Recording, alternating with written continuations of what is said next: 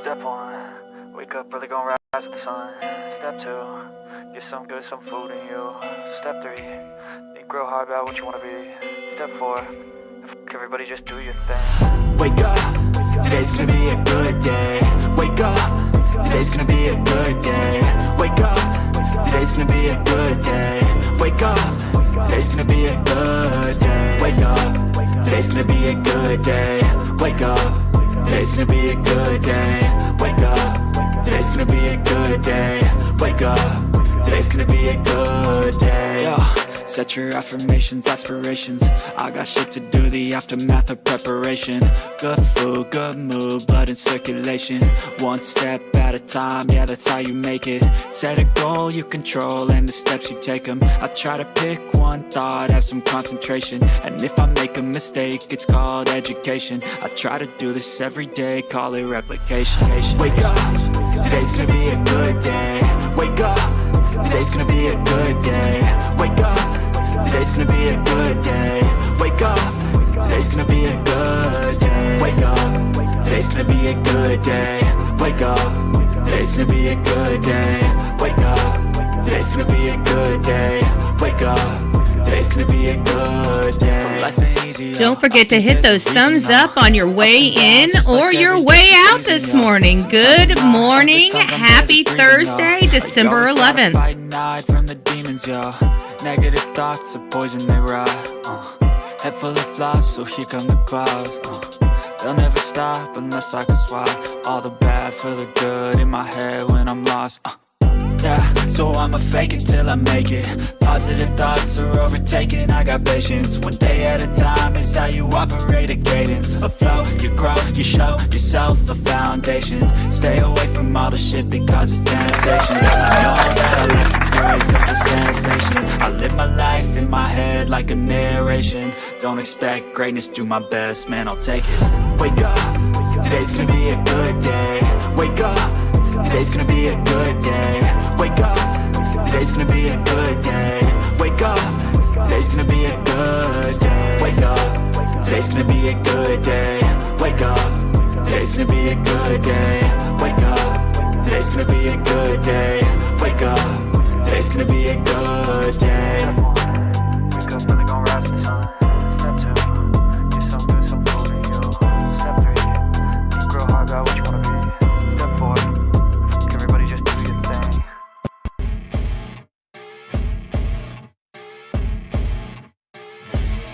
As you wake up in the morning, you want to find the latest, greatest information about criminal cases and have an intuitive conversation about the suspects associated with these cases. Head over to the Bullhorn Betty channel on YouTube.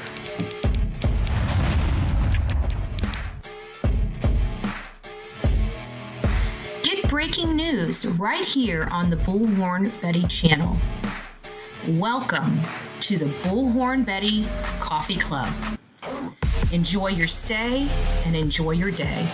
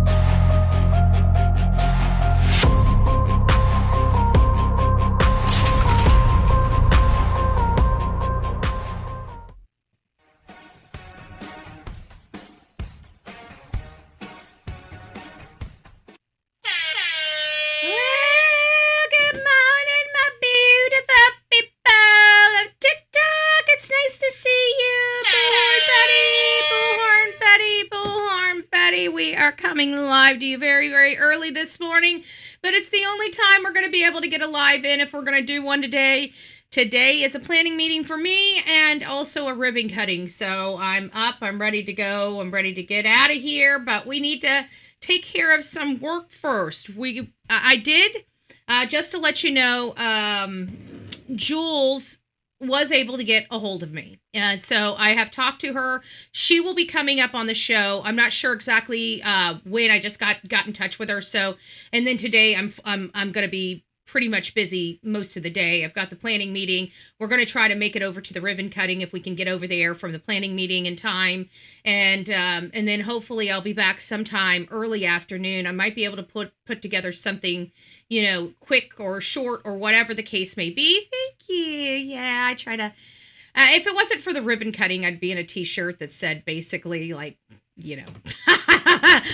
I advocate with my t-shirts too. Okay. So I don't know, but usually I'm not this nice going to a planning meeting. I can promise you that. But if we're going to be going to a ribbon cutting after, or attempt to go to a ribbon cutting after, I've got to look like I actually belong at a ribbon cutting. Okay. So, at the end of the day, that's kind of where we are today. Thank you guys. Thank you. Every now and again, I can polish up pretty well.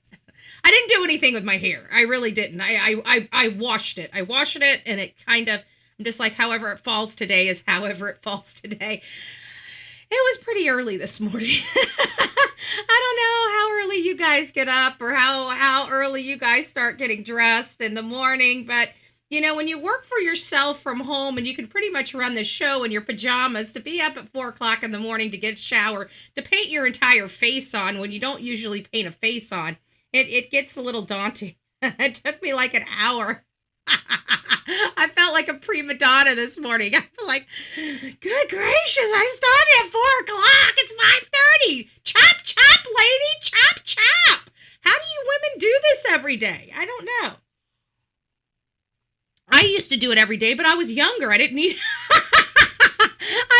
I didn't need this much plaster. I'm just saying. I didn't need this much plaster twice this week. Oh, good gracious. Good gracious. I don't remember. I don't remember, having to, put up, basically a plastic face on your face just to go out of the house. Well, anyways, guys, good morning. I was almost thinking I forgot to charge the handy dandy buttons, right? I forgot to charge the handy dandy buttons. There they are. There they are. Hold on. Let's put them up. Hold on. There's the handy dandy buttons right there. Oh, come on. Well, we do thank you. If something like this has the least amount of advertising. They never bother me with the advertisements, even if it pops up every now and again. So I got a soundboard so I can hit these things. And we only got a few. I got 16 here. I got 16 buttons here. Okay? And while they're all right, these, man.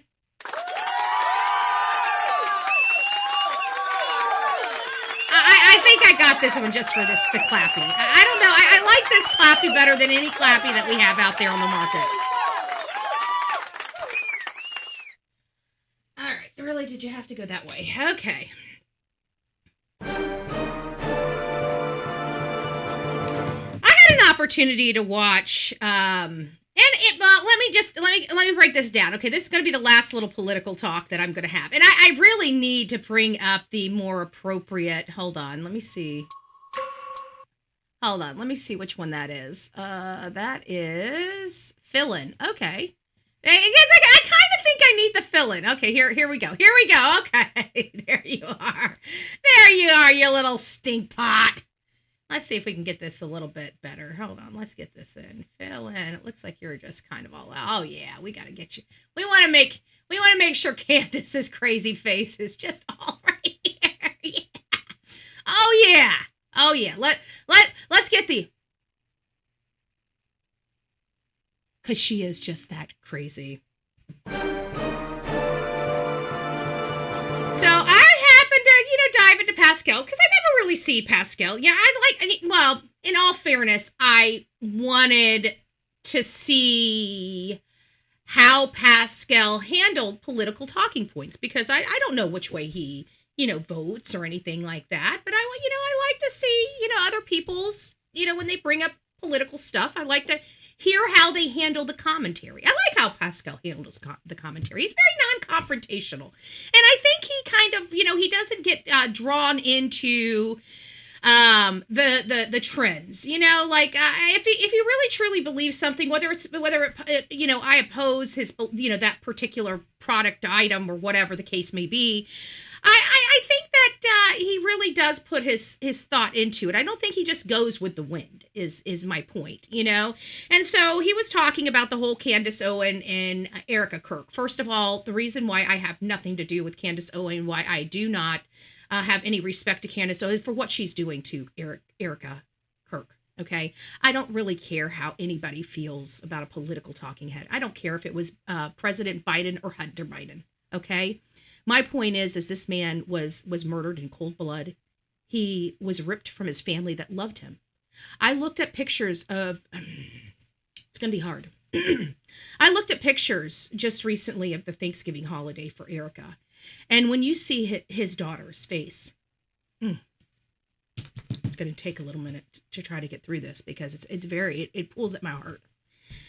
And you see that little girl, so sad.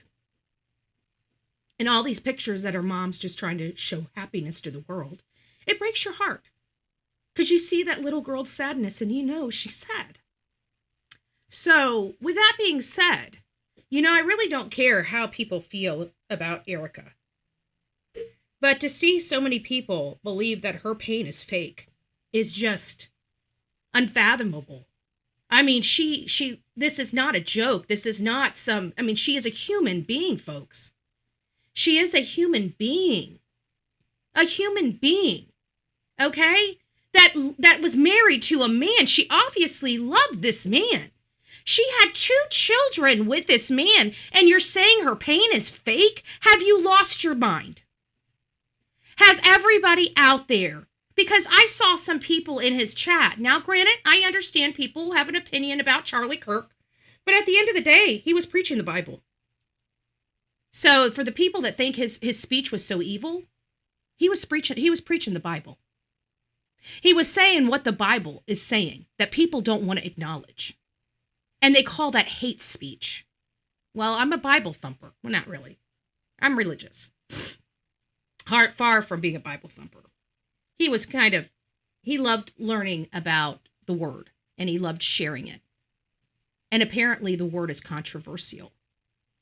But when I saw so many people in his chat, and he was keeping it real. That's that's where my respect came from. That's why I went ahead and wanted to tell the story, because he believed her pain was real. And he sat there with all the people saying fake, fake, fake, fake, fake. He's like, no, I think her pain's real. Okay. That tells me something about Pascal. A lot, quite frankly. Tells me a lot about the person Pascal, right? It shows me that he thinks for himself. He's not really pulled or twisted or bound up by the people in his chat, which is a good thing. And I think there needs to be more people like that. Not that he agrees 100%, not that he agrees with Charlie Kirk. I don't know how he feels about it. I've never spoke to him. I've never asked him. I pop into places just to see who the content creators are, who they are when people aren't looking. Right. And it just helps guide me to find out, do I really want to say something about them? Do I really want to talk about their, coverage of this? Because I really do try to find, not that I'm perfect at it, but I do try to find reputable people that I debut on my show. I just don't pull any old person talking about anything. If I'm going to pull their content and use it on my show, I want it to be somebody that kind of, mimics the morale of this channel. We pull a lot of stuff from Pascal. We talk about a lot of stuff from Pascal's show. So it's always good to find out, where they stand and where their integrity is, right? And again, I don't know who he is. I don't know how he votes. I don't really care. I care about who he is as a person, right? And who he is as a person really shined, I think, yesterday with his commentary on Candace and Erica. But my point here with Candace is I don't think I'm ever going to be okay with Candace. When you hurt another woman so viciously for whatever reason, I still can't understand why she would hurt or try to point to a a widowed woman and do all this pain to her and her family and her friends. You know, one person can cause such pain to so many people. And Candace is no different than a hate channel at this point. She has no moral compass. Okay, she's lost her way. She, in my opinion, has now went from a good person to an evil person. Because you cannot sit there and look at those little kids and still speak that venom that she speaks. She no longer cares. And she's profiting so greatly to the tune of $100,000, thousands of dollars, thousands and thousands to hundreds of thousands of dollars. She has profited off of this disgusting narrative. Shame on her. Shame on her. We do give people the rights to speak in this country. It's our First Amendment. Many of us fight for that. While we cannot take that away, there is something we can do. We can stop listening. We can turn the channel. We can unsubscribe. I unsubscribed from everything. When she went down this and I knew how bad it was hurting Erica, I unsubscribed from her. I didn't want any more to do with her. I'm never going to be a part or a party to hurting another woman viciously for no reason, for no good cause. If I'm going to destroy another woman, she had to practically kill somebody. Okay? There is no other excuse for me to dive into their life and try to literally cause them harm. And that is exactly what Candace Owens has done. I will no longer support, I pray to God, anybody that has supported her in the past, hears my calling, and stops. Unsubscribe from her. Let the world know we reject what she is doing to Charlie Kirk's friends and family. We reject it. We wholeheartedly reject it because we will always be on the right side of things. On the side, we're from the true crime community. There's nobody that scrutinizes things more than the true crime community, and not a crackpot freaking political activist like Candace Owens. Okay, and years ago, you guys could have said the same thing about me, but I've been doing this a long time. I understand law. I understand protocols from law enforcement, from the FBI down to local law enforcement. That is what we do here on this channel. This is in our wheelhouse, and I can tell you from my perspective, from my experience, this woman is off base, and she's doing it for a grift, and it's pretty sick since she's married to one of the richest people in the world. Okay? So shame on Candace Owens. Shame on her for what she is doing. The narrative she's driving is false. People that I trusted, Melanie on X, you know, one of the gals that's been with me for a really long time. And she's like, but I'm just listening. You drink that Kool-Aid. I'm done. I tap out. I want nothing to do with this woman. Nothing. There is nothing she can do. Okay, guys. That's my diatribe going into this morning. Thank you for giving me some time to bend your ear. But we are anti-Candace Owens until she decides to get right with the Lord. Okay? What she is doing is being a sheep and wolf, a wolf in sheep clothing. Okay? And she just unmasked herself. And we've had a lot of that because a lot of people were making a name on the coattails of Donald J. Trump, in my opinion. A lot of people were, including Candace Owens. She was following. She was never a leader. She just happened to be a good person, and her and Charlie Kirk bonded, and they were able to work on something amazing. And then Candace was the weakest link. She couldn't hack it. So what happened at the end of 2022, their relationship splintered. They were done. Now, I don't know if they were kind of courting each other or something, because I'm telling you, she seems like a jealous ex-girlfriend, if you ask me. That's kind of the vibe I'm getting from Candace Owens, is the jealous ex-girlfriend vibe, okay? Now, I don't know what her relationship was with Charlie Kirk, or how involved they got. I do know at some point it sizzled, it fizzled, it was done. It was done, and then all of a sudden, Charlie is dating Erica. And that may have been the fracture. She may not have been able to handle the fact that he was not interested in her. I don't know. But something happened in 2022. Something major with their relationship happened. And after that, Candace stopped going to TPA USA events. We would see her here and there at some Blexit events, but that was about it. And then after that, she was just no longer, we never heard from her related to TP USA anymore. It was just, she was done. She was there for 2022. I remember I had an opportunity to say hi to her and speak to her for just a few moments in between some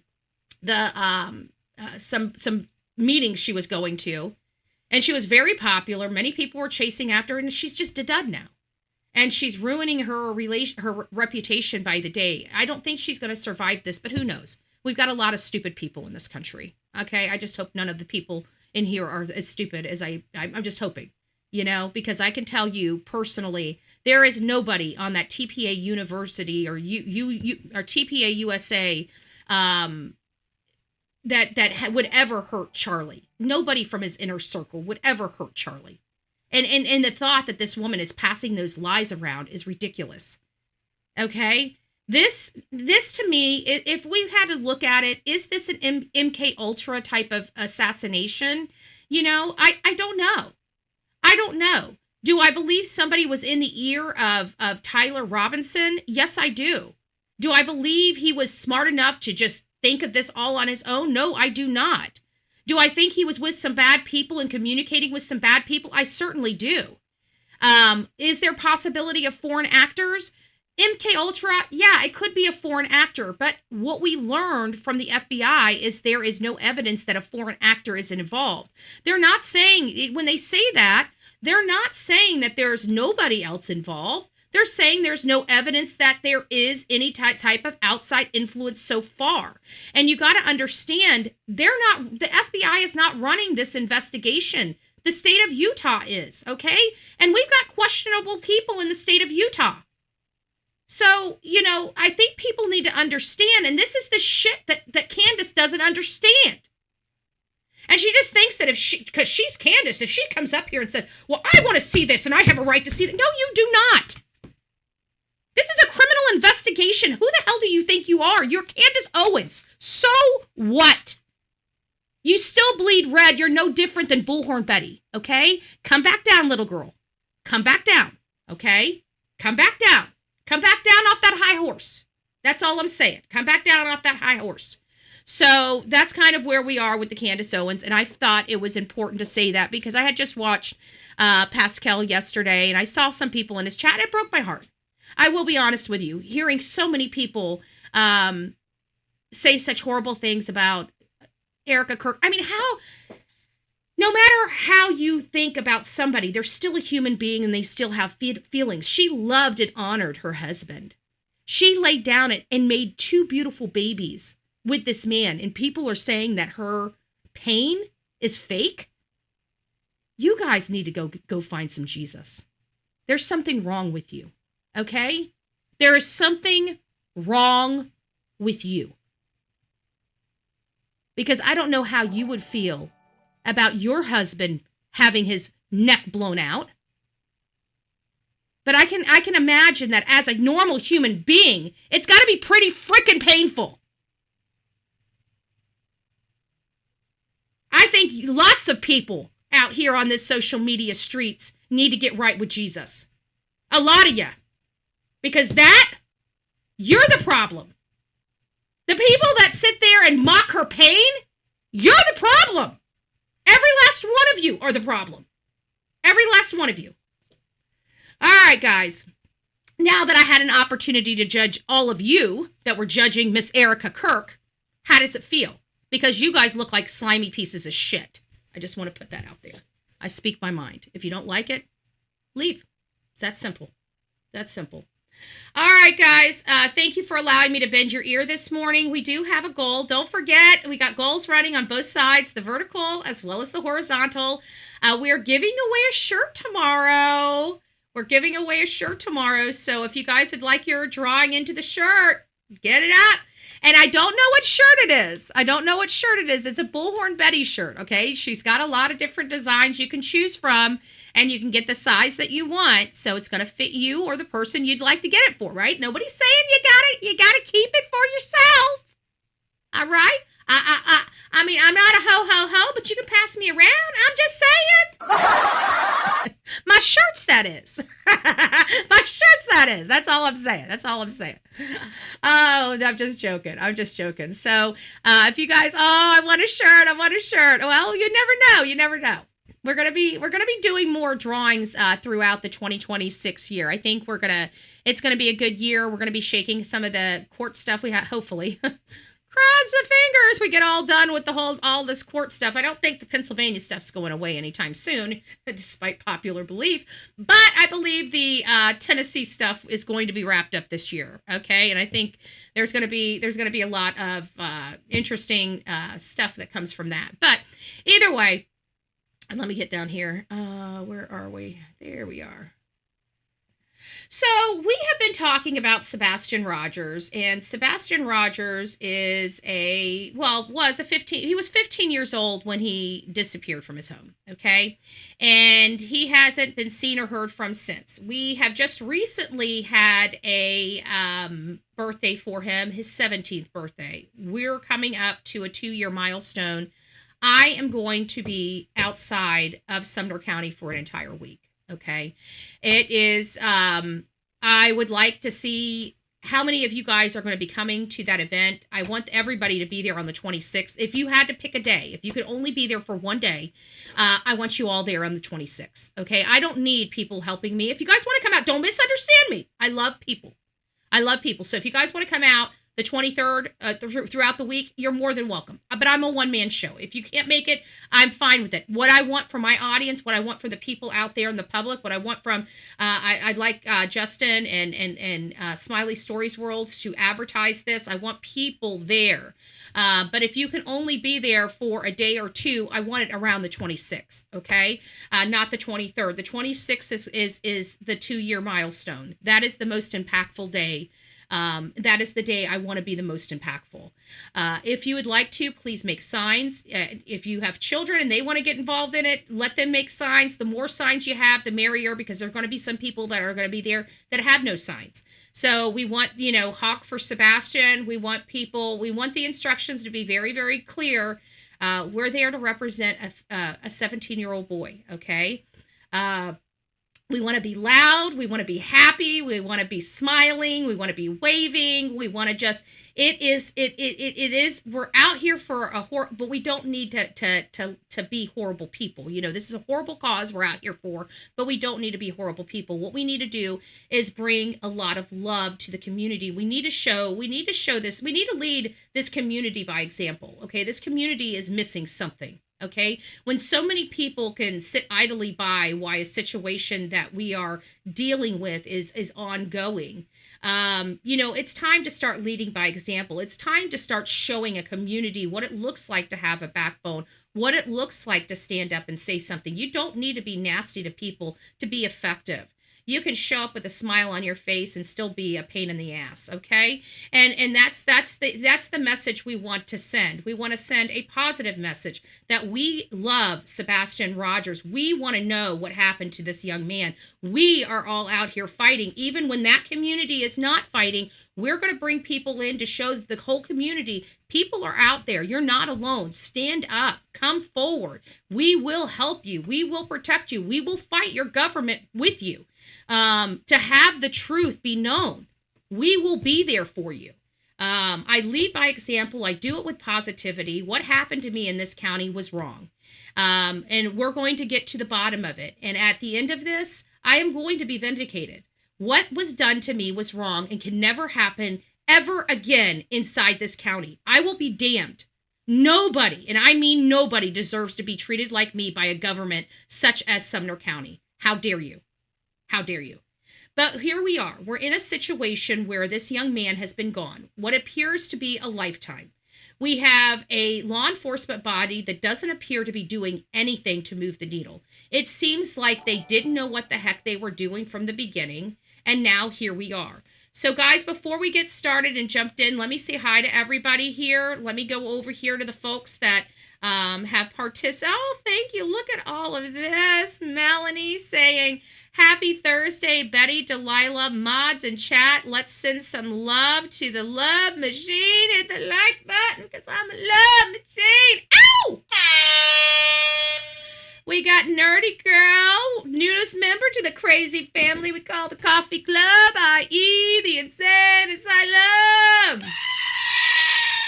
Grab your straitjacket in your padded room and welcome aboard. And Sonia saying, let's help BHB reach your super chat goal. Thank you, my love. Thank you. Holiday Christmas.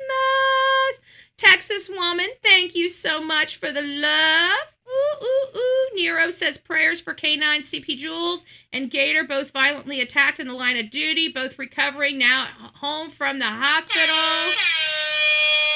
Yes, thank you, thank you, thank you. And I spoke to her briefly on chat. Well, she spoke to me. I reached out to her by chat because I tried calling her and I left her a message. And, obviously she's not feeling very well. So I took her a couple days, but she did text me back this morning, or maybe it was last. I don't know what it was. I got it this morning.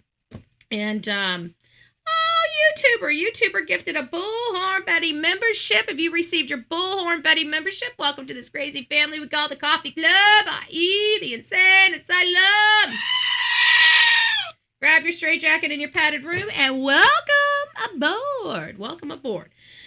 All right, guys. So I've got to watch the time this morning because I've got to be somewhere. So we're kind of down to about an hour and 20 minutes, which I think we'll be able to get through a bulk of the conversations that we are set to have here related to this case. So we kind of came into this case fairly early on, March 16th. We were dealing with the Riley Strain case before. We had heard a little bit about this young autistic boy that disappeared from his home, but didn't know a whole host about it. And so after the Riley Strain, we were looking for another case to go over. We found that there was a conclusion in Riley Strain, as many of you know, very sad. But we had another case. There were so many people that showed up for Riley Strain. God bless his mother, the family, everybody, just beautiful, beautiful people. And there were so many volunteers that because this case was so close to Riley Strain, many of those volunteers just decided to go down toward Hendersonville. It was only an hour away.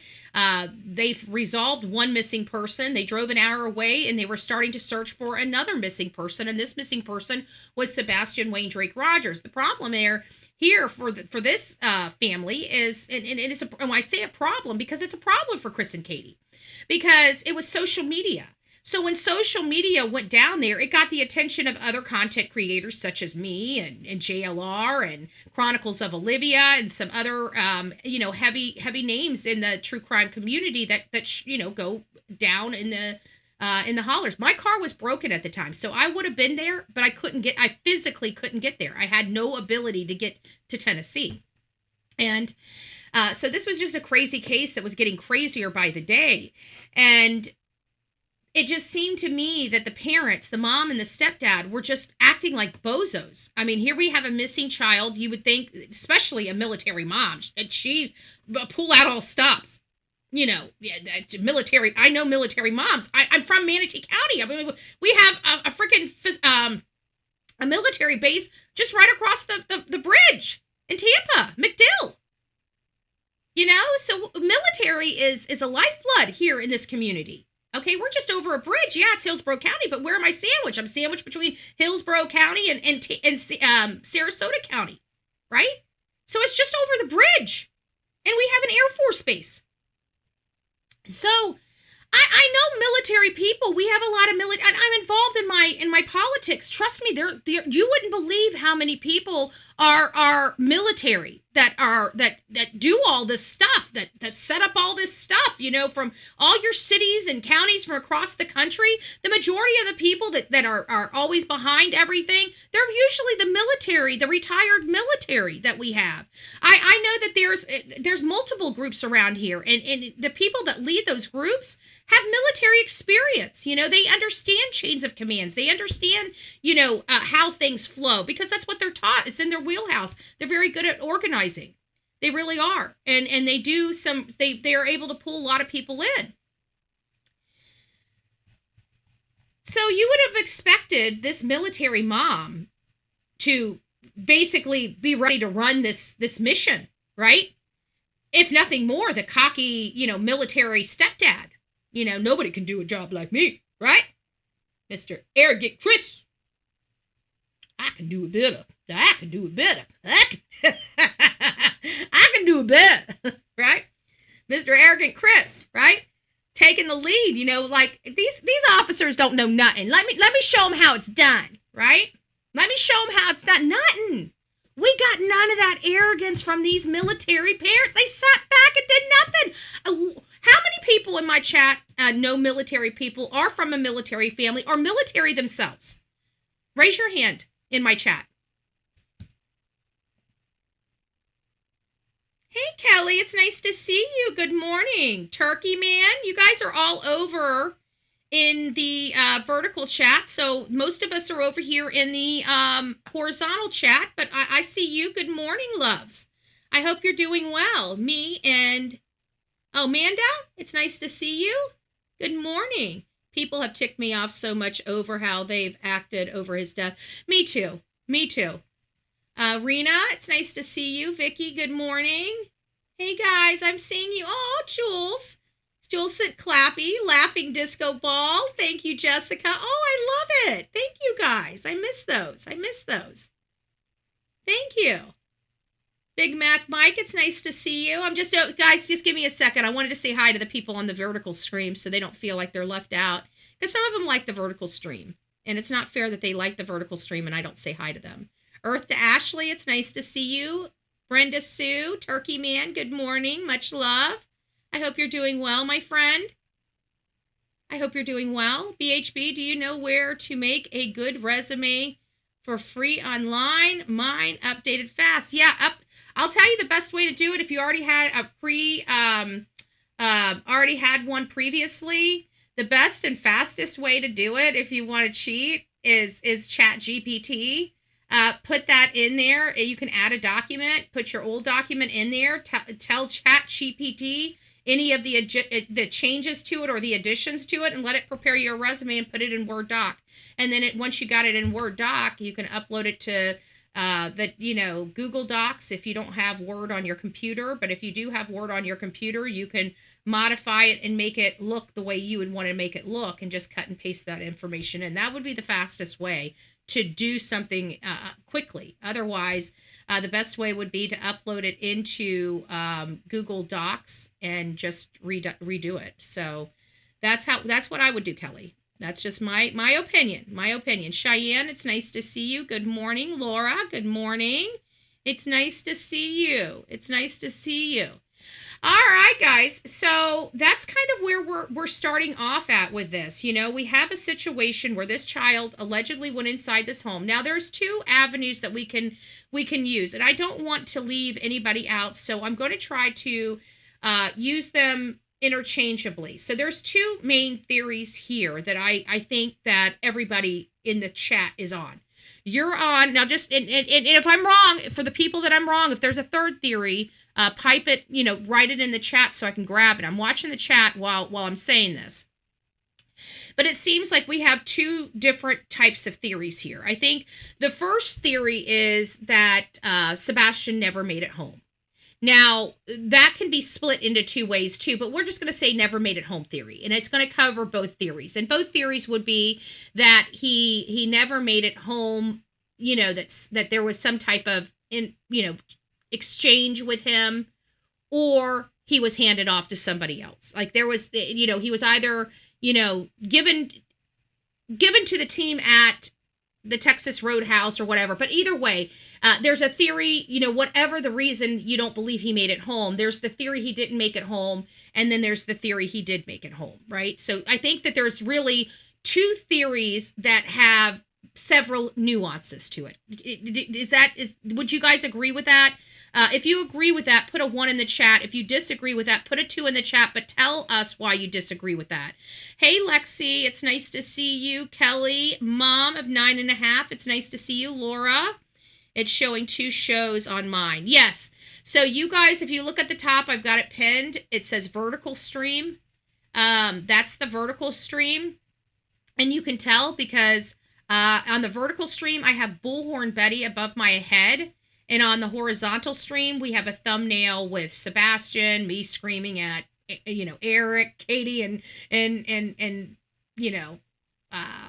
Chris on the thing, and it's like a purplish pink background. So you can tell which one you're in. And if you don't know, just exit out, go to the channel. If you go to the channel, you go to the live section, you'll see 2 of the lives. You can tell by the H. I might have to change the do a title. Maybe I'll have to start doing 2 maybe I'll have to start doing 2 thumbnails. And if you do the 2 thumbnails, maybe you guys will see that this thumbnail's for the vertical stream and this one's for I don't know. We'll have to we'll do something in the chat. Oh, there you are, Amanda. Trump is key part, I believe. Yes. The thump is a key part. It's the Trump. I'm still in political. I had still in the political cloud. Sorry. The thump is a key part. I do believe, because this is what I think the thump has to do with. And again, this is only my opinion. Hey, Fokker's dad, it's nice to see you. I don't think I said hi to everybody. Little Miss Sharon, it's nice to see you. Jules, it's nice to see you. Lisa B. Always. Denise, the real me too. Sonia, I know you're in the house. It's nice to see you. I think it is because this is what I heard, and most of the stuff that I've heard, it took a little while, but it has panned out to be true. Like him screaming at the news reporters, he would never really answer that. But after I spoke to a few people that were present, it was not him telling them, nicely to take the cameras off his house. He was very, overbearing, demanding, acted very authoritarian. Acted like a communist, okay? It seems like Chris doesn't really belong to any other party but Communist Party, right? Because he's a commie. He wants to control people. He wants to tell them what to do. But I do believe the thump is a key part, because we heard Chris was going around checking people's video cameras, that he got to the video cameras before law enforcement in many cases, and that's a little terrifying to me. That's what I heard. And I still believe that. I think that was an accurate statement. I think one of his first things he did while they were all out there in the field, because Katie's got them running, looking toward water, because he loves to fish, right? Oh, give me a break. But I do think the thump is key. I think the thump is key because I think they may have heard something on the video, or they were concerned that somebody may have heard something. When I hear something like a thump or a thud, and they were talking about the thump or the thud, and we know that they are very ultra aware of video cameras in their neighborhood and on their house, I think that they were concerned about the noise being evident on one of those cameras, and that's why they needed to bring up the thump. I think they were worried that it was going to be heard, and they didn't want to be deceptive up front, and I think that's why that came out of the gate, that there was this thump or thud. But with them concerned about a thump or thud being so loud that they bring it up before they're addressed, like by it being on a camera, a Ring doorbell camera of some sort. And I do believe if it was loud enough, because we know how cameras pick up. I mean, when I'm in the kitchen, it's the weirdest thing. I'm in the kitchen and I say, it's going to do it right now, I'm going to have to cancel it. And I say, hey Siri. My phone will pick up that literally from across the room. It didn't do it. From across the room. I can be in the kitchen. It can have a freaking TV going in my bedroom. Delilah can be playing with a squeaky toy on the bed. And I will just faintly talk very normal and say, hey Siri, set me an alarm for whatever. It will pop on. It will set that alarm. And I'm like, how did it hear me? I thought the phone was behind my on the dining table, and it's not. It's all the way in the room, and it heard my voice, and it set the alarm that set the timer. So I have to think that, these Ring doorbell cameras, they turn on. They turn on by movement or sound. And I think that the sound may have vibrated a little bit, but to think of a thud and to hear her say thud, I think that she was concerned about a sound being observed or noticed on one of these attached cameras, from a neighboring property. And if that's the case, can you imagine how loud that thud had to have been? Can you imagine how loud that thud had to have been? Which also supports, in my opinion, what happened. So the question going in here is, do we think that this was premeditated or spur of the moment? And I think, oh, there's Turkey Man. There's Turkey Man. Did they find the remains? No, they did not. They found remains about 2.5 hours away from his home. And we calculated about 8 missing people from that county, which that's a lot of missing people from one county. I'm sorry, it just is. And to think that ours from like a 10-year span, we have 8 people in a 10-year span. That's like, you know, and people were disappearing. One person every year, it seemed like, there for a little bit. But it was in Marion County, and I think it would have been closer to Summer Wells. But I don't know who that could be. But there is one case that really... And it was one lady by the name of Erica something. And she went into the woods. It didn't really, none of these descriptions of where these people disappeared in Marion County were very specific. So I couldn't find out, did anybody disappear in the Sequatchie, Sequatchie, whatever, creek, whatever. I can't remember the name of the, like, park, whatever.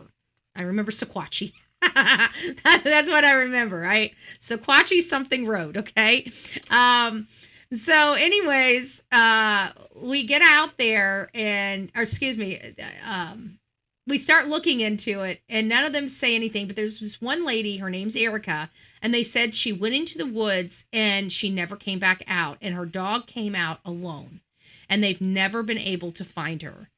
And so hearing that she's in this person is in a remote area, even though they didn't give us any type of description, male, female, they just said remains. So that tells me it's probably, some bones, and those bones may have very well been scattered because of wildlife and other things as the person broke down. But no remains of Sebastian. Sebastian has not been. I don't know if we'll ever find Sebastian, in all fairness, because Chris was too confident that we're never going to find Sebastian. And when I start hearing confidence like that coming from a stepfather, it makes me feel like he knows that he'll never be found because there's nothing, that's my how my brain thinks, just how my brain thinks. Maybe it meant something else, but in my brain, it makes me feel like, Chris took care of the problem, made sure there's nothing left of the problem. I don't think he's responsible for the problem he had to clean up. I just think I don't see anybody else doing it. I just don't.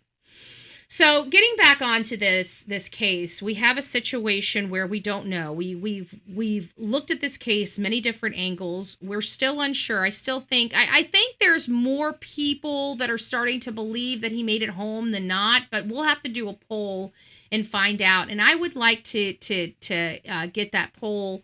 And it has to do with Sonny, not Eric Craddock. It's Sonny's statement that makes me believe that this child did make it to his home. And I'm hoping that he did make it to his home because at least it will limit persons of interest, okay?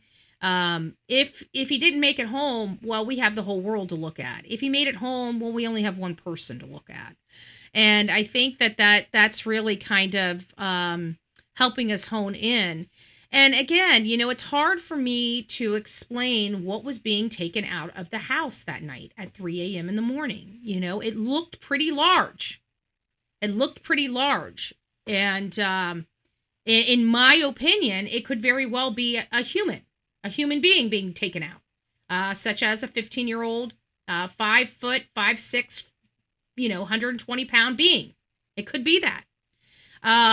And so my question is, if he didn't make it home, what the hell are they dragging out of the side of the house? Because it looked pretty stinking big, okay? And it didn't seem like they took a whole lot of clothes out of the house because all his clothes were still in the house. That was the problem. Nothing was missing. So we can't say that they loaded up his clothes and sent them on because all his clothes were accounted for. All of his clothes were accounted for.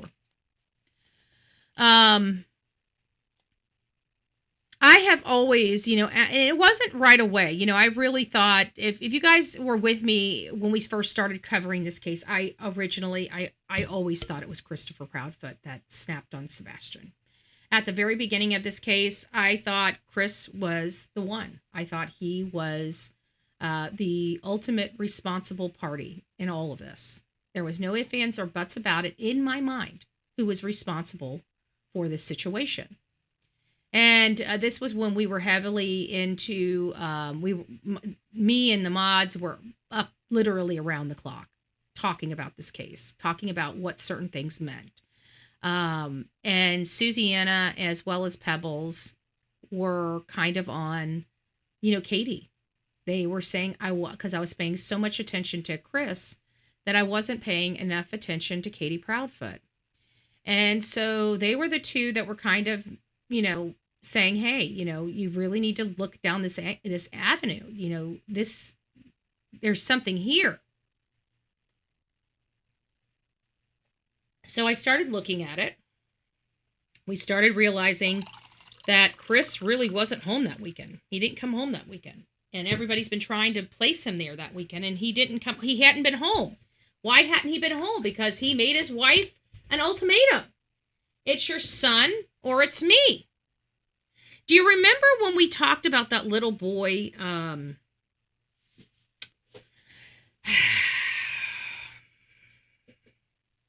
little redheaded boy? His mom was kind of a heavier set redhead and curly hair, could remind you a lot of Katie Proudfoot, right? And I can't, Hitchinson. Can't remember the kid's name. Good gracious. But we showed her interrogation on here. What had happened is her boyfriend didn't want the kids. The kids were too much. He wanted her to get rid of the kids. And he didn't care what she did with the kids. She just needed to get rid of the kids. And so she took them to a park to drop them off and drive away. All of them, 3 of them. And her youngest son loves his mommy because, Hutchinson, James Hutchinson. Thank you, Lisa.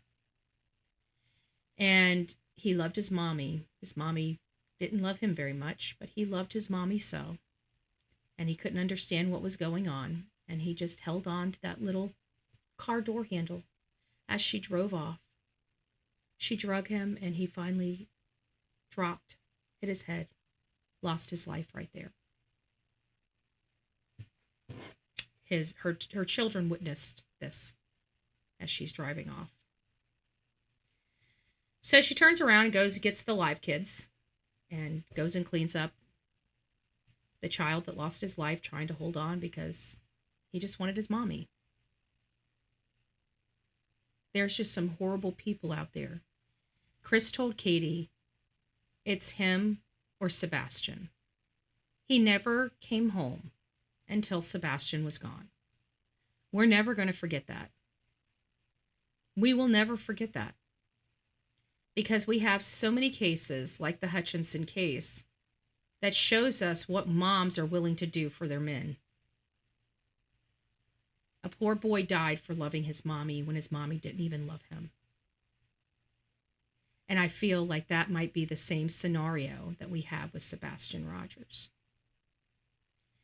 Sebastian Rogers still hasn't been found, while his dad has a face full of tears and wakes up every day and is just dazed and confused and just struggling to put one foot in front of the other.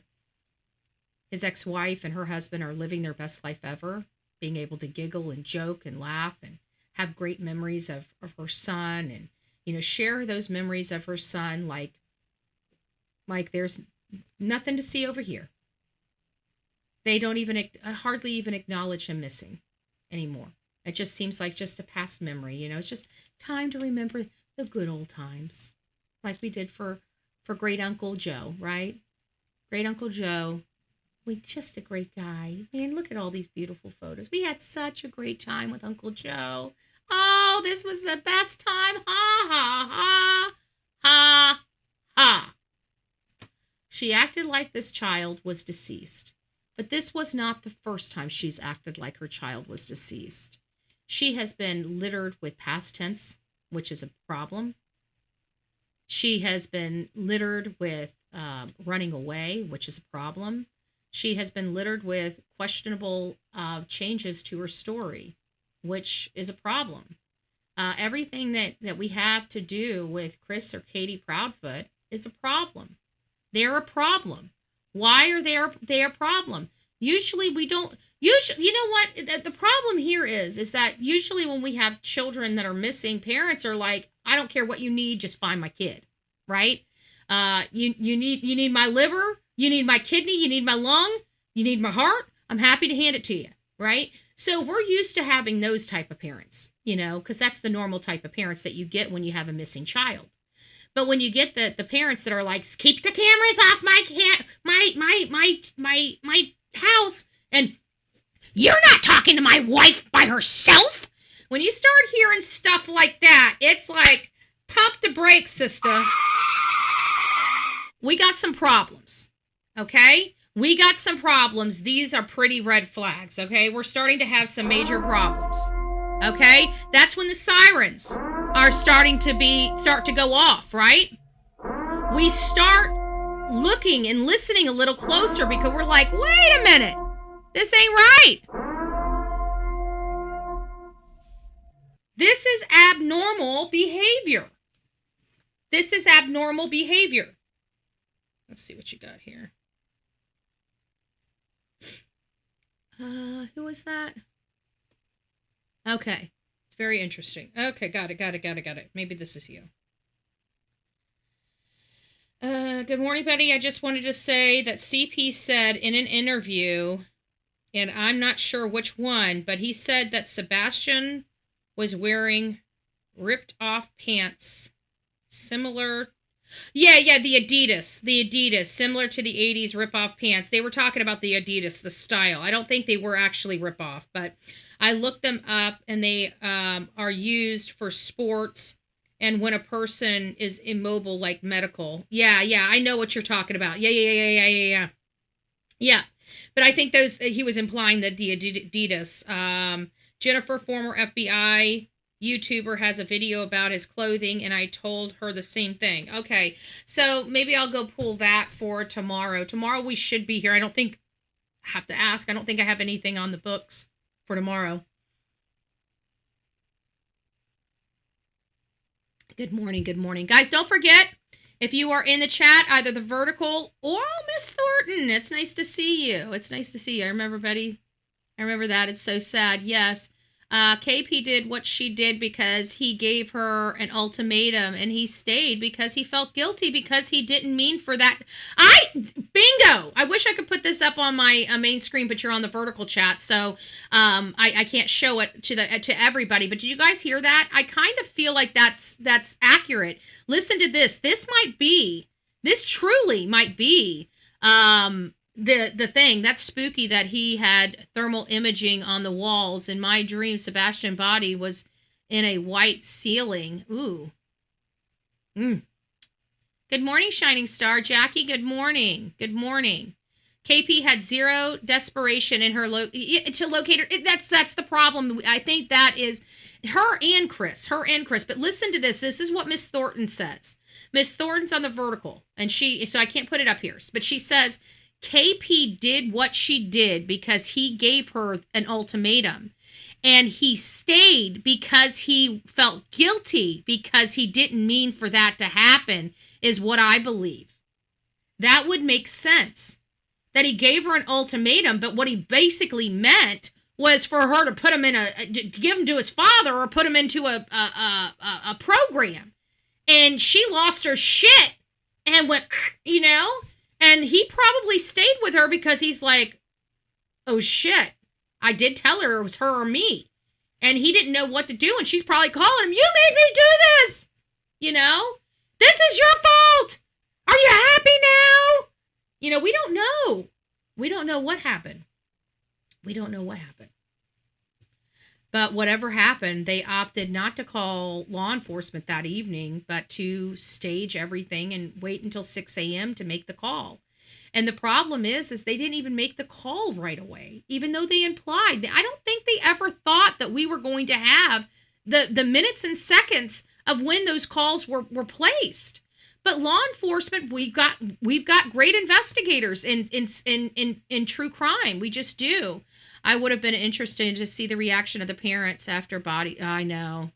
It will be interesting, but I like I said, I think Chris, he's not expecting a body. I think we're going to find, if we find him, it might be, a bone here or a bone there. I don't know. I mean, to be honest with you, Chris had a lot of weird scratches up and down his arm by the 4th. So we know he left for 24 hours, 20 to 24 hours. That's a lot of time just to go get a camper. I'm sorry. I've been in campers. I've traveled around this country. I know about skirting. I know about a lot of stuff. And again, the excuse that he was just putting skirting on. Why would he just be putting skirting on? He had that camper parked there at the end of December at the beginning of January. Why is he just putting the skirting on at the end of February when it's about to turn to spring? It seems like a lot of wasted time to do that, and I'd like to see evidence that was done. I'd like to see evidence if that was done, and if it was done, maybe it supports more premeditation than not. That he's setting up his alibi while she's setting up her alibi. Everybody seems to be sleeping, though. When this child disappeared, everybody's sleeping. Blob 2009, yeah, we have a 45-foot camper. It takes us 30 to 44 minutes to pack up and go. Exactly. And even if you had to go to the sump pump thingy, to clean out your water and your, to flush to flush the system. Yes, it has to be flushed because you poop in it. Okay. Usually these RVs have bathrooms and you pee and poop. Okay. It has waste. You got to empty your waste back. Otherwise you're going to have poop coming up out of your toilet. Okay. So you've got to clean that stuff out. But even that takes 15 minutes, right? To pump all that waste out of it takes 15 minutes or less. Wouldn't you agree with that? Who is that, Blob? I think that would be accurate, about 15 minutes, maybe 20 minutes at the most, depending on how big your tanks are. I wonder if LE Question is saying he will never be found. I don't have any faith in what law enforcement is doing. I really don't. Yeah, okay, so I'm about right. Yeah. I know. Hey, we gotta talk reality. The reality of these things is that, we have to get down to the micro minutes because this case, why did Chris leave? He kicked Seth out of the house. He caused this fight and then leaves right after it. Guys, this is such suspicious behavior. It bodes with it. It doesn't bode with logic. Think about it. He got in a fight over who gives a rat's ass about a GoFundMe. What case have we come across where somebody didn't set up a GoFundMe? That's one of the things that we do because when a child is missing, parents can't work, and we can't have their whole lives fall apart because usually most of these people have other children, But it doesn't even matter whether they have children or not. They need resources to go find their kid because more times than not, it's the public that finds these people, not law enforcement, despite what they would like to say. In cases like this, it's the public that ultimately finds the bodies. It's the public that ultimately finds the bones. Look at the one that we're talking about in Marion County right now. Right? They have had people missing from their community, 8 people I was able to locate. I didn't want him found, period. They didn't want him found, period. Yeah, exactly. I don't think they ever did. But, Marion County, they have 8 people missing. Who's finding those 8 people? Do you think law enforcement's just going to be out there and stumble across? No. You know who's going to end up finding those people? Just like what just happened in Marion County, in the woods of Marion County. Somebody's out there and stumbles across them. It's a private person that finds it. It's very rarely in cases like this that it is law enforcement that come across the people. Yet they're the first ones to try to ice out the public in these cases, preventing them from being solved.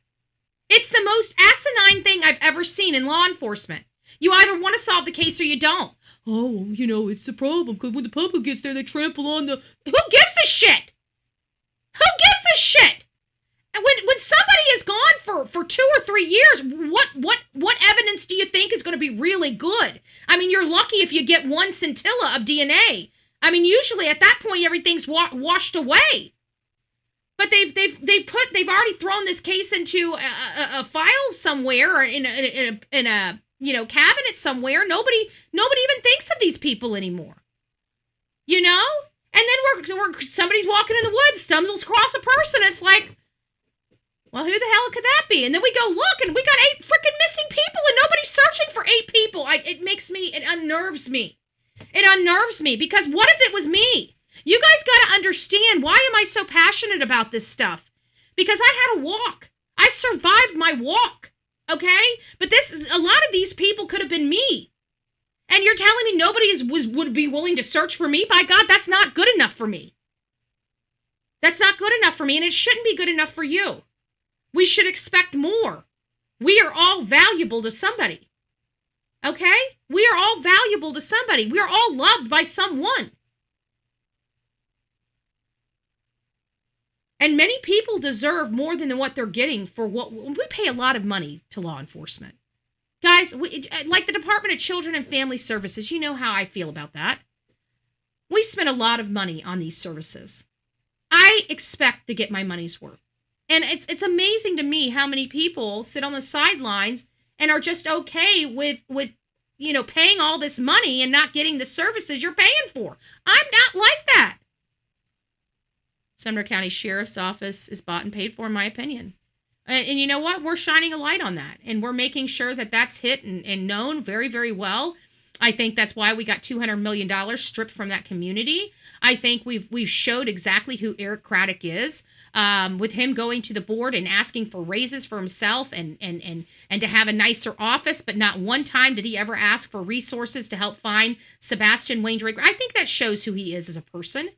I think that shows his integrity. I think that shows his professionalism. I think he's doing his own damage. It's just taking that and putting that in the right order so the people in the community see what we see. And that's what we need to do is to wake up the community, right? And that's what I try to do. That's why my antics are loud. That's why when I go in places, I want people's attention, right? And when you get people's attention, you get things moving, right? Because they're either going to want to work to get you moved on and get you on your way, or they believe in you and they want to work because they believe in the cause. Either way, I'm good. Okay? If you want to get me moved on and moved out right as quickly as possible, come on and help. Let's get me moved right along, right? I don't care where the help comes from. I just care that we get the help. And no matter what, it's one of those two things. Somebody wants to help move me right along, get me the F up out of here, right? Let's just get her up out of here. Let's get her up out of here. Or they're like, okay, let's help her so we can get this moved on up, right? So either way, whatever one you're on, whatever side you're on, I'm fine with the help. I don't really care if you don't like me. I just care for the help. And most people, even when they don't like me, they're willing to help me. Why? Because they want to get me moved on as quickly as possible. And the sooner I get what I need to get done, the sooner I move on, right? And everybody knows that.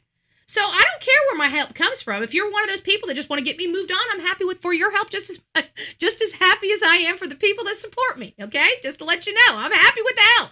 Help is help from my book, okay? Help is help. But Sebastian Wayne Drake Rogers, things are not right.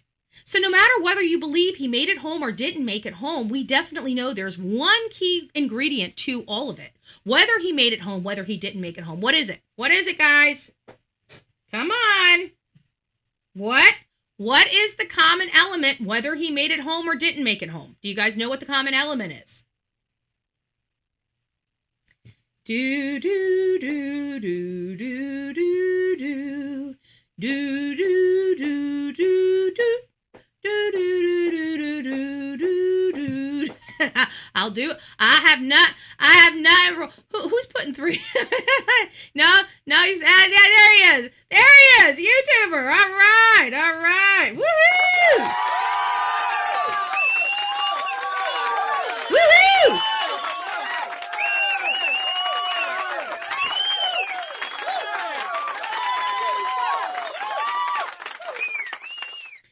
Now, it's not that he's not home. That's part of it. But the one common element, whether he made it home or didn't make it home, is Katie. no matter how you look at this case, whether he made it home or didn't make it home, the common element in either of those is still Katie. Katie. You see where I'm going with this? So no matter what angle you're going with here, we know Katie Proudfoot is 100% involved. Okay? That's it. So the common theme, whether he made it home, whether you're on the theory that something happened, there was an interception with Sebastian from the people that were observed, the weird vibe we were getting from the Texas Roadhouse and Katie's behavior and looking around and the talking of the green hoodie person and the yellow jacket person and all those other things. Even with that scenario, even if you believe that scenario, it still doesn't matter. There's still the dynamics, in my opinion, still show the same thing. Katie, whether it's premeditated or spur of the moment, it's Katie. Whether he made it home or didn't make it home, it's Katie. So no matter what, it's Katie. So that's where we're at in this scenario. So now where does Chris fit in? And it might have to do with what Miss Thornton stated. And Miss Thornton said,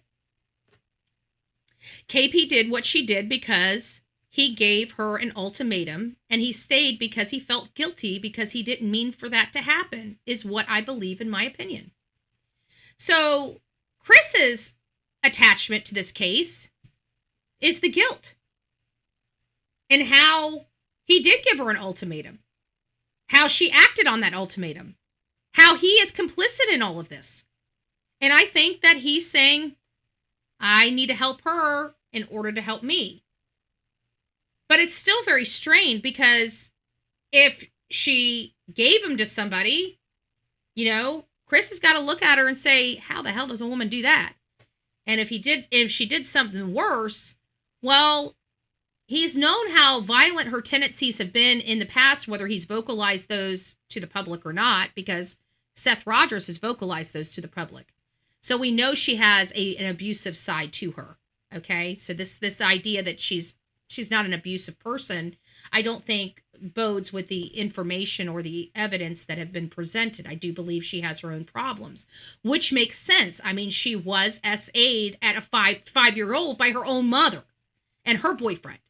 So you got to understand, you're not going to have a perfectly well-rounded person that has that type of walk in their history. Okay. So it's not like, do a lot of people have dealt and lived through what Katie has lived through and don't unalive their children and don't throw their children away like garbage. And there are some, but the people that do things like this, we do know have had major problems, including SA issues as a child in their history. So could this be one of those situations? I'm not sure. Prayers and thoughts are with Sebastian. Justice for him. That's what I'm looking for at this point. He has been gone. And people have been able to sleep and get on living. And I find that so offensive. You want to talk about something I find offensive? I don't find words offensive. I find stuff like this highly offensive. When somebody can hurt somebody and literally go home and sleep in bed and think that they've gotten away with it. That's what I find offensive. That's what I find offensive. And so we've got a situation here where we have people, in my opinion, that deserve jail. Even if they're not charged with stuff related to Sebastian's disappearance, they hurt this boy. There's enough evidence that they abused this boy verbally and physically, in my opinion. I think they have enough, at least, to rise to probable cause. And that's all that's required at this stage of the game, is the probable cause. Yet, we have a DA that can't seem to put pen to paper. We've got a law enforcement body that can't seem to do a damn investigation to save their life. I bet you, because this is a racist community, I do believe. I do believe there is some racism here. And the reason why I say that, and some people may disagree, and I don't want to overstep, but it seems to me that I've looked at past cases, and it seems that they were very eager to close a lot of cases with people that don't look like me. But when it comes to people that look like me or Chris Proudfoot or are Chris Proudfoot, it seems like they get a little bit of a different bite at the apple. And I have a problem with that. I have a problem with that. And it seems to me that everybody out here that screams, oh, anti-racism, oh, Betty's racist and stuff like that, they seem not to have a problem with any of this. So they're basically saying the racist has the problem with the racism. Got it. Sounds like it's falling on deaf ears. Got it. But I digress. What I want for this community moving forward is I just want a reality check. I would like them to understand how important it is to have a good running system, because this could be their child. And I am so, I don't even know the word to express that. I'm just so shocked that nobody even puts themselves in the place of Seth. Like, I'm shocked that nobody says, oh my gosh, this could be my child, and law enforcement just isn't doing enough. I can't sit by and allow this to continue to go on like this. You know, those are the things that I sit here and listen to and look at, and it's like, why aren't we getting that here? Why? You know, why? I feel like nobody has, I shouldn't say nobody, because I can tell you, I've met some great people out there in Hendersonville. I just not enough. That's the problem. I've met great people out there that are doing their best. But, you know, even those people are scared of their own government. I'm not scared of my government here. You know? I can't imagine living in a community where I would be worried about my government. I don't worry about my government here. You know, if I do something wrong, they'll arrest me. If I do something right, well, then they'll just let me be. It's not like I'm getting an accommodation or anything, right? But I don't fear. Like, if I want to drop in the middle of the road and start protesting, I'm going to do it. Like, I don't have fear that I'm going to have, you know, the cops coming there with the chinks time to take me to the pit, you know, the clink clink. I'm just saying, I don't have that fear. I don't have the fear of when I go up and I start screaming at somebody, you know, me having to worry about it. Or if I'm sitting here on my political talking point or whatever, and I have my signs and my bullhorn on a corner, you see what I'm saying? Like, I don't have fear of my government coming after me or punishing me. I don't have that fear. People in Sumner County, they fear that. They're scared to do that because of what their government will do to them. I have a problem with that whole entire dynamic. That is not that. No. I come out here, I try to empower people to raise their voice, do whatever they need to do under the laws, under the proper laws. And when you follow the laws, law enforcement is not allowed to touch you. That's what we're told. Okay? I never believed in 2025 I would ever be arrested for my freedom of speech. I never thought that. Well, I was proven wrong, and it was in this county. I have never committed a crime in this county. I never even sped in this county. Okay? I followed every single law, every single traffic thing. I had no problems whatsoever for the entire 3 days I was in this community, outside of the bozos like Chris Proudfoot threatening to run me over, and his entourage of fat pigs that were sitting there trying to dox my location and put me in harm's way, right? They were trying to threaten my life, not the other way around, yet they threw me in jail when I would not comply or back down, to intimidate me. And they used law enforcement to do it. That's corruption. That's the whole definition of corruption. But see, Sumner County only thought they were getting a victim rights advocate, not a political activist. Guess you should know your audience. Maybe your detectives should do better research. Do some better detective work. Oh, that's right. They don't know how to do that. We got Sumner County running the show. Sorry, I forgot. That's the one thing that they lack. Being able to do proper investigations and research. I should have known.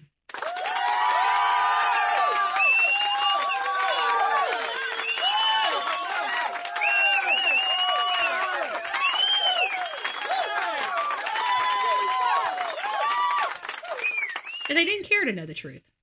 All they cared is the intimidation factor. How do they like me now? Is this little girl shaking in her boots? All those men, those country men that think that they can just raise their voice and the women are to comply. I'm not from that generation. I'm from Florida, okay?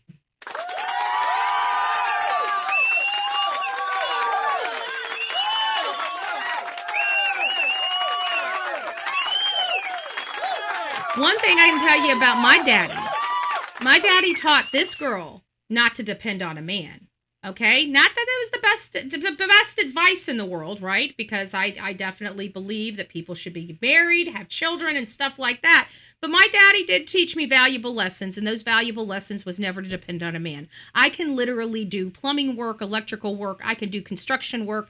I know how to put in drain systems. I know how to fix an electrical problem in my house. I know how to change brakes on my car, and I know how to do appliance work, okay? So whenever push comes to shove, I literally don't have to call anybody. If I have a plumbing problem, I call the plumber because I don't want to do it myself. Not that I can't. And that's what I love. And I think everybody should be raised somewhat like that. I think you should depend on somebody. I think you should, trust somebody to have that stability on your back. I think everybody should know that. Okay. Unfortunately, my walk has not provided me with that. So until I get that, I'll continue to do things just the way I've always been, not relying or depending on anyone to get them done. You know, I'm just from that era. You want to know why I'm so rough around the edges? It's because when you got to do everything yourself, you don't have time for the bullshit. Okay? And when people come with the bullshit, you put an into it. I don't want to hear it. I've got too many bigger things to deal with here, right? And many of you guys do. We spend our time on these cases because we have the love of the case, our activism for these cases and raising awareness to them. That's what we do, you know? And do I think it was the best, advice in the world? In my current lifestyle, yes, I would be broke right now if I didn't know how to do a lot of stuff myself. Okay, things around this country are very expensive, and having somebody to do those things for you are even more expensive. Okay, I try to cut out the middleman. That means if I can do it myself, I will. Okay, my fences are halfway falling down, still from the hurricane from 2 years ago. Okay, I didn't want to pay somebody, so guess what? They're still half falling down.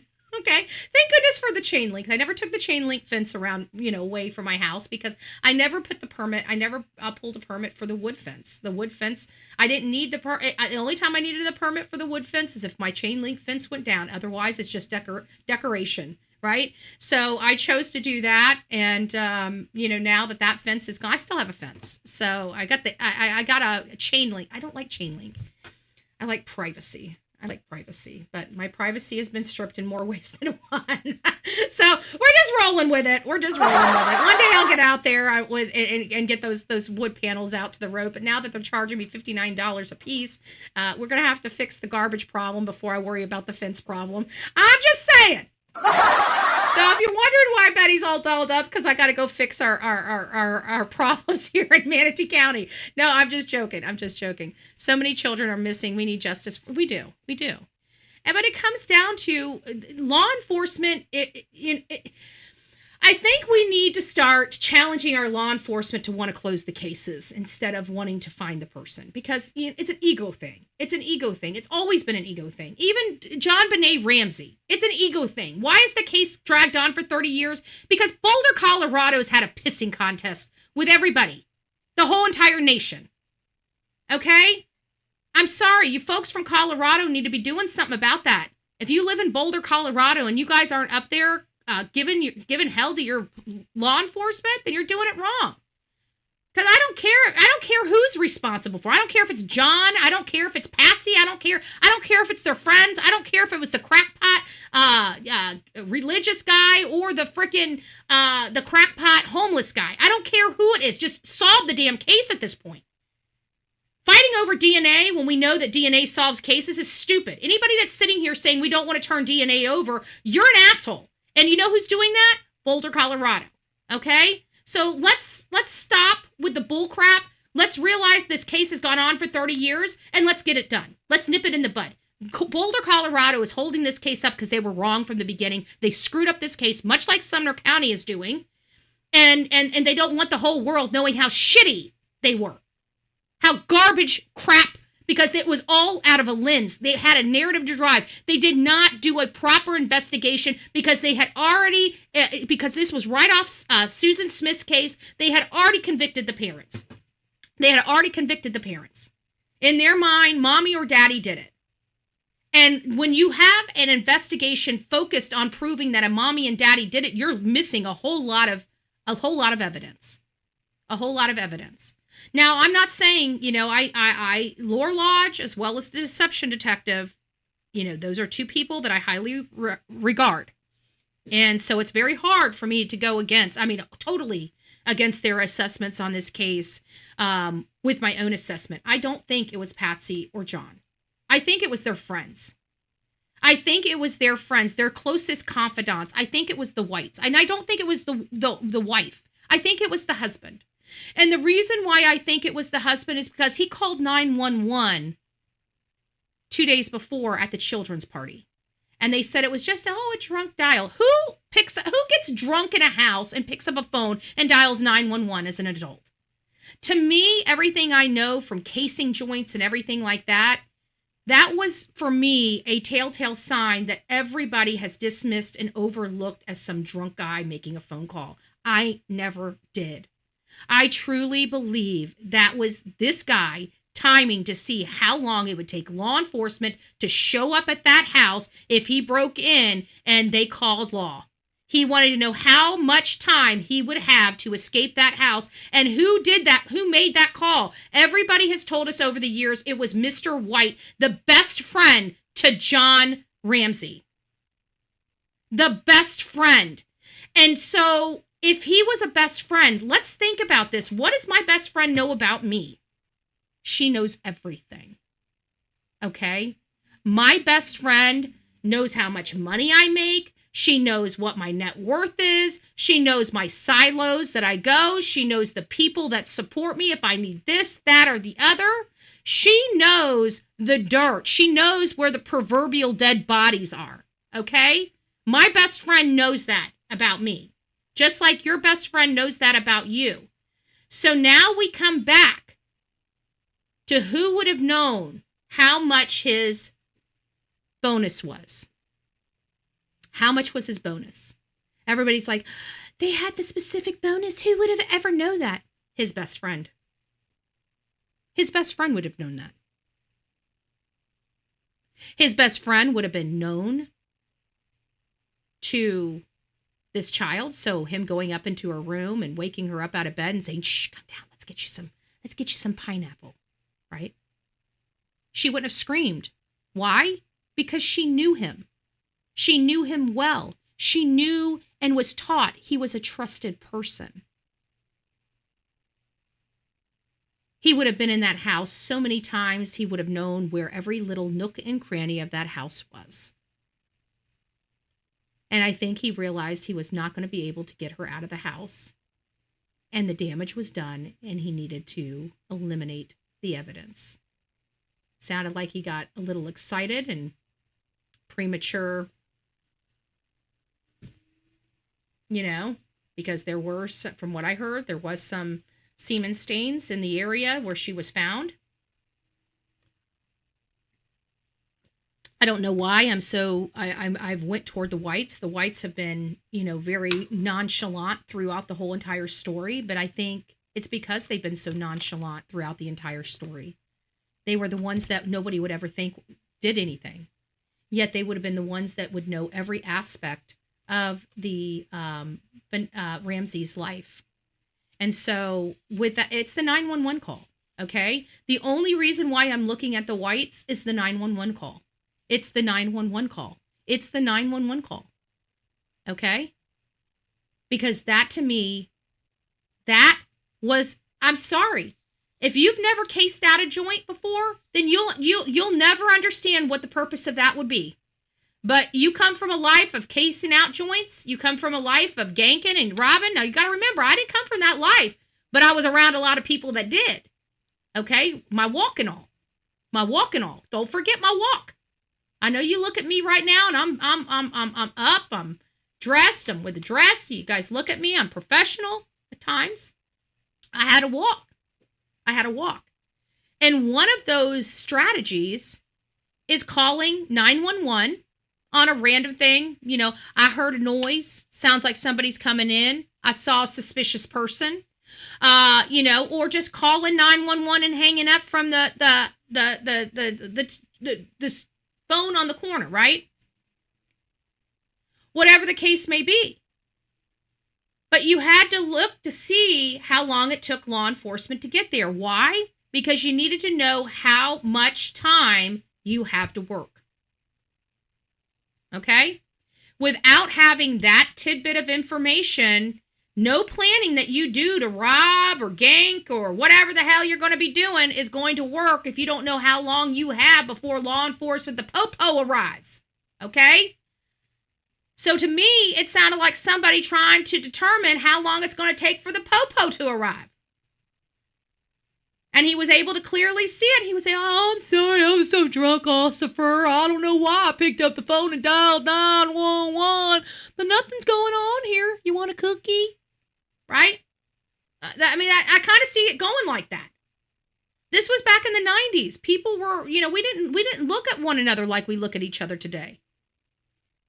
You know, OG saying gang.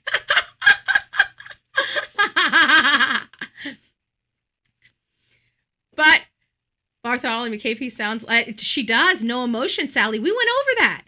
Absolutely. Hands down. Yeah. We went over that. We went over a lot. But Katie, like even the speech pattern, like I could do this and I could switch from Courtney speaking and switch back to Katie speaking. I'm like, man, this is pretty stinking close. This is like they truly have the same speech pattern. It was uncanny. Different words, different voices. But I mean,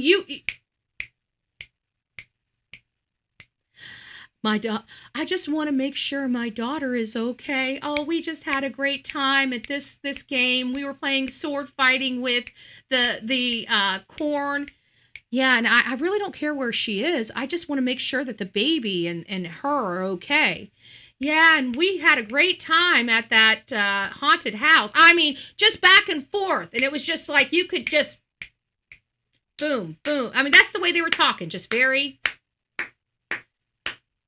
Like, it was OG must mean original gangster. Gotta educate people. Some people are from the streets, some people aren't, okay? I tried telling you, half holy, half hood. That means you can pray with me, but don't play with me. Susan Smith, eyes closed when speaking. Yes! Yeah, can't look at nobody eyeball to eyeball. You know why? Because people feel like you're reaching into their soul. When you look at them eyeball to eyeball, when you're having a conversation, you don't worry about it, right? But when you're lying, you just can't look at it's something about the human body. And that's why, there are people that can do it, but we label them narcissists or psychopaths or sociopaths and stuff like that. There's something seriously wrong with you. But for most of us, believe it or not, it's hard for us to lie to somebody. I mean, we can do it without looking. We can do it by writing a letter. We can do it a number of ways. But when we have to sit there, that's why it's so hard to lie on, say, the stand. Because you never know what they're going to ask or what they have, what they're going to use as evidence against you. So anyways, guys, I really do appreciate your time this morning. I know we have so much to go over with the Sebastian Rogers case. I don't think we've ever resolved whether this was premeditated or spur of the moment. I really, truly believe we all kind of have our own opinions about what truly transpired the evening before. And we know it was the evening before. How do we know? Because Chris told us. Chris is the one that told us when this child disappeared. It wasn't the early morning hours. Something happened to him the night before. How do we know? I'll tell you how we know. And you can fact check this. Who wants to know how we know that this, whatever happened to Sebastian, happened on the 25th and not the 26th? Who would like to know? Raise your hand if you guys would like to know. I'll sit here till I get a hand raised. Do do do do do do do do do do do do do do do do do do do do. Okay. Okay. We got one. We got one. We got two. We got two. We got two people that want to know. Oh, we got three. We got three. We got four. Oh, 5, 6. Ooh, ooh, ooh. 7. Ooh, ooh, ooh, ooh, ooh, ooh, ooh. So you guys want to know. You guys want to know. This is how I know what happened the evening before. Because Seth on Web Sleuths. So you guys got a point.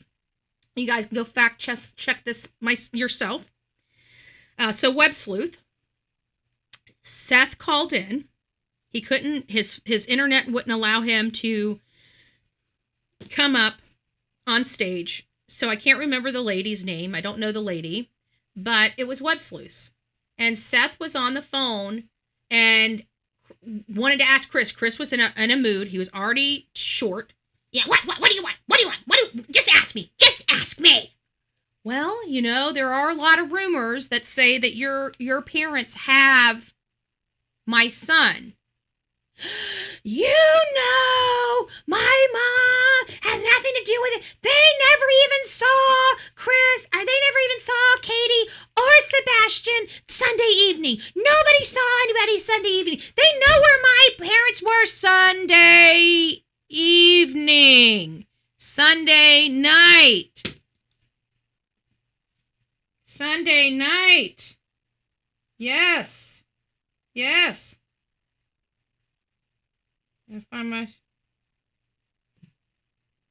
Sunday night. Where is mine? I don't like that. So, that tells me right there. And he was adamant. You know where my parents were Sunday night. You know they had no contact with Katie or Sebastian Sunday night. You know why? Because he knew this child didn't disappear. You know why he's gone? And why the date of abduction? Remember, there's an Amber Alert. It's because it seems to me that everybody saw him being pulled out of the house at 3 a.m. in the morning and loaded into a car. Okay? How in the hell can you get an abduction, an Amber Alert in Tennessee when there's no abduction? We've gone through this. We've already had 3 children since this case that never once got an Amber Alert, including Melody Buzzard. Why? Because there was no element of abduction. It never rose to an Amber Alert based on their new policies for Amber Alerts. They can use local alerts like endangered person alerts and stuff like that, but they cannot add this to an Amber Alert unless certain criteria is met, including evidence of the abduction, a car, a description of a car, or a license plate. So clearly I thought it was an SUV. I could make an SUV, but Mob Crew says no. He believes this is a car. I'm still not on board with that, but he's provided enough supporting stuff that would lead to believe it could be a sedan, even attaching a Honda Accord to it as a possible car that they believe that those lights were going to. I'm unsure. But that's the only way, in my opinion, they could have ever gotten an Amber Alert in Tennessee. I've looked at the things. It doesn't mean that he's autistic and he automatically gets an Amber Alert, because then every single autistic child across this country would get an Amber Alert. And guess what? Not every single child across this country gets an Amber Alert. Okay? So it has nothing to do with medical stuff. It has to do with whether there was a proof of an abduction or not. That's what an Amber Alert is for, abducted children. He has an Amber Alert. How were they able to prove the abduction? How were they able to prove the abduction? I think it was because they saw the car. The car that they're trying to act like doesn't exist. The lights video that they try to act like is just a reflection.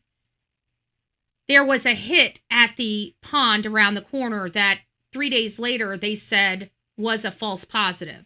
They never said it was a false positive the day of. They didn't determine it was a false positive until days later. How is that possible? How is that possible? Something doesn't add up here. Something doesn't add up here. So I believe there was a car. I believe there was lights. I believe that there was something being taken out of the house at 3 a.m., but I believe whatever happened on the 25th, Sunday night. Why do I think it was Sunday night? Because that's what Chris said. That's what Chris said. That's Chris's statements. When he made that statement that we know that his mother didn't have anything to do with Katie or Sebastian Sunday night, there's no possibility that they would have kidnapped him Sunday night. That tells me that the problem happened Sunday night. Who would know that? Maybe the two people on the phone Sunday night. There were only two people on the phone Sunday night, and that was Chris and that was Katie. That was Chris and that was Katie. So, again, the one common theme, whether or not you believe this child never made it home or made it home, the common theme is this child is one, gone. But no matter where you look at this case, Katie Proudfoot is involved. Katie Proudfoot is involved. Now, Seth has a lot more faith in his ex-wife than I do. He believes his ex-wife could never, she could do a lot, but she could never unalive her child. I hope he's right. I really do. I hope and pray he knows her better than I know guilty people. You know? I really do. I would love to see Sebastian come home. I would love to be wrong. You know, I really would. But we're on 2 years now. We know this is not good. We all know it. We all know it in our gut. We can deny it. We can all deny what we feel. Some days I try to deny it. Sometimes I just wish I was wrong, that I'm not looking at something right, that, you know, people, you know, at this point, I want like the hate channels to make me feel bad. Like, haha, you were wrong. You know, just doing the shitty crap that they do. Like I almost want that happening, you know, because I want to be wrong so bad. And I just don't feel I am, you know, and that's the part that keeps me awake at night. So anyways, guys, I have got to run. It's 8:00. I've got to be, I've got a lot of stuff to do today. Hopefully I'll be back later this afternoon and am able to get going with the lives. I'm going to try on the days that I have my political stuff here for the county. I'm going to try to get here as early as possible to get a live through so we can have some talking points, say good morning to each other. But I've got a lot of obligations. Okay. I know you guys know how much is on the line, you know, over the next, 2 years, 2026 and 2028, that it does require my attention. Okay. I try as hard as I can to stay home and do stuff, you know, from the house as much as possible. It saves me time, it saves me money, but some things just require a personal attendance. I can't do quasi-judicial stuff from home. You have to be sworn in. You have to be able to speak. Quite frankly, we're having some development problems, and I'm having issues where developers are schmoozing I should quit saying mine, because it's really our politicians, you know.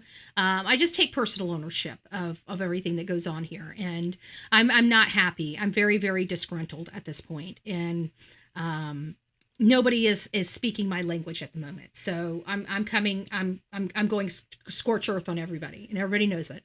I mean, they have already all been warned. They know we're not friendly right now.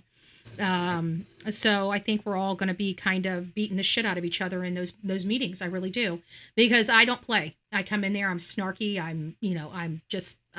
I want people to know how disgusted I am with their behavior. And so I don't know how snarky I'm going to be for how long. I don't know. I haven't made that decision yet. But I've made the decision I'm definitely going to be showing my ass. I'm definitely going to be showing my ass within the rules. I'm going to do everything I can within the rules to make everybody look like shit. And I'm going in there and I'm saying it publicly. So it's not like these people don't know that I'm coming in. These people already know that I'm knock knock, here we go. Right. I sit things out when I think things are going and I knew things were going badly, but there was nothing I could do. There was nothing I could do. And going in and wasting my time talking to a freaking wall called the county Board of County Commissioners, I wasn't going to waste my time with. But now I have an opportunity to start getting in there and start helping get them out, because we're coming up to some of the elections now for 2026. I'm going to do that. I'm stepping up to the plate. I got to remove a couple with the great help of other people. I've already spoke and reached out across the aisle, the political aisle, and had an opportunity to speak with one of the Democrat activists and advocates for the Democrat side. So I know right now at least one of my politicians is gone. Now we're going to still be arguing and button heads with the Democrat side on who to fill that position. They're going to want a Democrat. I'm going to want a Republican. And that's going to be, the back and forth and the pow wow. But I think at the end of the day, we realize that the representation we currently have is not working for either side. Their side or our side. So I think we're going to be coming together at least to thwart that county commissioner off the board. So I know the county commissioner I'm going after to get off the board is coming off the board. I know that 100%, hands down, she's done. So now I've just got to figure out who can we get the majority of the votes to vote for to fill that seat. That's going to be the problem we have. And District 2 is going to be one of those things which, I'm sorry, I'm a Republican, so I'm going to favor Republicans more so. But right now I'm getting pretty much Democrat representation anyways. So I'm sorry. You guys are like, Betty, I'm a Democrat. I like you. I'm sorry. I can't help it. I like you too, just not politically, okay? You're just going to have to love me when you can love me, and you're just going to have to hate me when you need to hate me. That's all I'm saying, okay? That's all I'm saying. That's how we roll. That's how we roll over here on the Bullhorn Betty channel, okay? I still love you. I still love you as a human being, okay? Is Mr. and Mrs. E in the chat? I see orange. Aw. Asking for more players for middle E. He needs them. Aw, I was hoping for good news. That doesn't sound like good news. All right, guys, I got to get this little girl here outside and let her go potty before I take off. So I will see you guys later this afternoon, hopefully, or we'll be back tomorrow morning. It really depends on my, how lack of energy I've got when I get back here. I don't know if I'm going to the ribbon cutting or if I'm just going to be in the planning board all day. But I will know, I guess, as everybody else learns. So anyways, guys, take care. God bless, and we'll see you soon. For those in the vertical